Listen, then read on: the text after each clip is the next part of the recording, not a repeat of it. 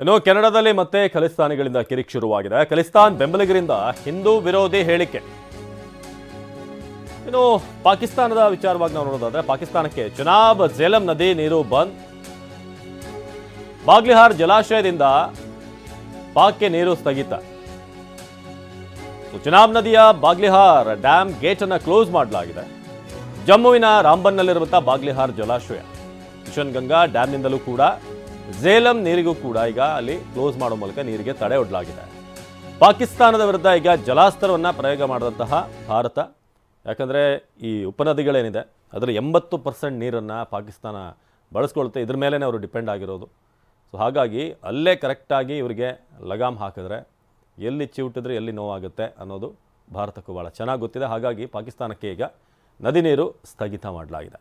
ಝೇಲಂಗೆ ಈಗ ಕಿಶನ್ ಗಂಗಾ ಡ್ಯಾಮ್ನಿಂದಲೂ ಕೂಡ ಝೇಲಂ ನೀರಿಗೆ ನದಿಗೆ ನೀರು ಹೋಗ್ತಾ ಇತ್ತು. ಸೊ ಅದನ್ನು ಕೂಡ ಈಗ ಕ್ಲೋಸ್ ಮಾಡಲಾಗಿದೆ. ನೀರಿಲ್ಲದೆ ಬತ್ತಿ ಹೋಗಿರುವಂಥ ರಣಹೇಡಿ ಪಾಕಿಸ್ತಾನದ ನೆಲ.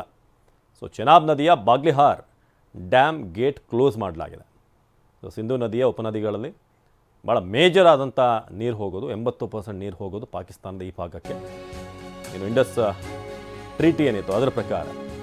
ಇನ್ನು ಭಾರತದ ದಾಳಿಯ ಭೀತಿಯಲ್ಲಿರುವಂಥ ಪಾಕಿಸ್ತಾನ ರಕ್ಷಣೆ ನೀಡುವಂತೆ ವಿಶ್ವಸಂಸ್ಥೆಗೆ ಮೊರೆ ಇಟ್ಟಿರುವಂಥ ಪಾಕ್ ಇಂದು ವಿಶ್ವಸಂಸ್ಥೆ ಭದ್ರತಾ ಮಂಡಳಿಯಲ್ಲಿ ಮಹತ್ವದ ಸಭೆ ನಡೆಯಲಿದೆ. ಉಭಯ ದೇಶಗಳ ನಡುವಿನ ಉದ್ವಿಗ್ನ ಪರಿಸ್ಥಿತಿ ಕುರಿತು ಚರ್ಚೆ. ಸಭೆಯಲ್ಲಿ ಉಗ್ರರ ದಾಳಿಯನ್ನು ಖಂಡಿಸುತ್ತಿರುವಂತಹ ಭಾರತ, ದಾಳಿ ಹಿಂದೆ ಪಾಕ್ ಕೈವಾಡ ಇದೆ ಅಂತ ಭಾರತ ಆರೋಪ ಮಾಡ್ತಾ ಇದೆ. ಭದ್ರತಾ ಮಂಡಳಿ ಸಭೆಯಲ್ಲಿ ವಿವರಣೆ ನೀಡುವಂಥ ಭಾರತ ಹೇಗೆ ಲಿಂಕ್ ಇದೆ ಪಾಕಿಸ್ತಾನಕ್ಕೂ ಎಲ್ಲ ಟೆರರಿಸಂ ಆಕ್ಟಿವಿಟಿಗಳಿಗೆ, ದಾಳಿ ಹಿಂದೆ ನಮ್ಮ ಕೈವಾಡ ಇಲ್ಲ ಅಂತ ಪಾಕಿಸ್ತಾನ ಮುಂಚೆಯಿಂದ ಹೇಳ್ಕೊಂಡು ಬಂದಿದೆ. ಭಾರತದ ದಾಳಿ ಭೀತಿಯಲ್ಲಿರುವಂಥ ಪಾಪಿ ಪಾಕಿಸ್ತಾನ ರಕ್ಷಣೆ ನೀಡುವಂತೆ ಈಗ ವಿಶ್ವಸಂಸ್ಥೆಯ ಮೊರೆ ಹೋಗಿರೋದು.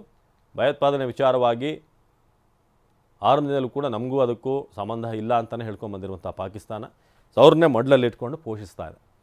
ಆದರೆ ಈಗ ವಿಶ್ವಸಂಸ್ಥೆಯ ಮುಂದೆ ನಡೆಯುವಂಥ ಒಂದು ಸಭೆಯಲ್ಲಿ, ವಿಶ್ವಸಂಸ್ಥೆಯ ಕಚೇರಿಯಲ್ಲಿ ಭಾರತ ತನ್ನ ವಿವರಣೆಯನ್ನು ನೀಡಲಿದೆ. ಹೇಗೆ ಪಾಕಿಸ್ತಾನದ ಲಿಂಕ್ ಇದೆ, ಜೊತೆಗೆ ಅವತ್ತು ಸಿಕ್ಕಿರುವಂಥ ಟವರ್ ಲೊಕೇಶನ್ಗಳು, ಯಾರಿಂದ ಕರೆ ಬಂದಿದೆ, ಬಂದಂಥವ್ರು ಯಾವ ಮೂಲಕ ಬಂದರು, ಹೇಗೆ ಸಹಾಯ ನೀಡಿದಂಥವ್ರು, ಟೆಕ್ನಿಕಲ್ ಎವಿಡೆನ್ಸ್ ಎಲ್ಲವನ್ನು ಕೂಡ ಮುಂದಿಟ್ಟು ಈಗ ತಿಳಿಸಲಾಗ್ತಿದೆ. ಜೊತೆಗೆ ಪಾಕಿಸ್ತಾನದ ಒಬ್ಬೊಬ್ಬರೇ ಸಚಿವರುಗಳು ಮಾತನಾಡ್ತಿರುವಂಥ ಧಾಟಿ, ಎಲ್ಲವರಿಗೆ ಈ ಯುದ್ಧದ ಭೀತಿ ಎಷ್ಟು ಮಟ್ಟಿಗೆ ಕಾಡ್ತಿದೆ ಅಂತ ಅಂದರೆ ಅದರ ಅವರ ಸ್ಟೇಟ್ಮೆಂಟ್ಗಳಲ್ಲೇ ಭಾಳ ಸ್ಪಷ್ಟವಾಗಿ ಗೊತ್ತಾಗ್ತಾ ಇದೆ.